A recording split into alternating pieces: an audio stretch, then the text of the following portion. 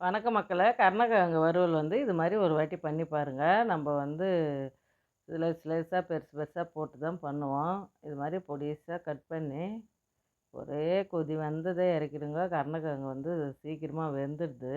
நல்லா தண்ணி வடிச்சிட்டு ஆற விட்டுருங்க. 1 ஸ்பூன் இஞ்சி பூண்டு பேஸ்ட்டு, தேவையான அளவு உப்பு போட்டுக்கோங்க. 3 ஸ்பூன் கடல மாவு, 1 1/2 ஸ்பூன் கார்ன்ஃப்ளவர் மாவு போட்டுக்கோங்க. காரத்துக்கு தனி மிளகாத்தூள், கலருக்கு 1 ஸ்பூன் காஷ்மீரி மிளகாத்தூள் போட்டுங்க. அதிலவே கருவேப்பிலை போட்டுருங்க. தேவைப்பட்டால் முந்திரி போட்டுக்கோங்க. டேஸ்ட்டு நல்லா நறுக்கு நறுக்குன்னு கடிக்கலாம். நல்லா மொறு மொறு மொறுன்னு வருங்க முந்திரி. ஒரு சொட்டு தண்ணி ஊற்றி நல்லா கலரி கொடுங்க. இது மாதிரியே ஒரு 10 நிமிஷம் ஊற விட்டுட்டு தேவையான அளவு எண்ணெய் ஊற்றிக்கோங்க. கடுகு போட்டுக்கோங்க. கருணக்கிழங்கு போட்டுருங்க. அப்படியே தனித்தனியாக வந்துடுங்க. குழஞ்சி எல்லாம் போகாது. அவ்வளோ டேஸ்ட்டாகவும் இருக்கும். மட்டன் பீஸ் மாதிரி வரும். ஒரு வாட்டி செஞ்சு பார்த்துட்டு கமெண்ட் பண்ணுங்கள்.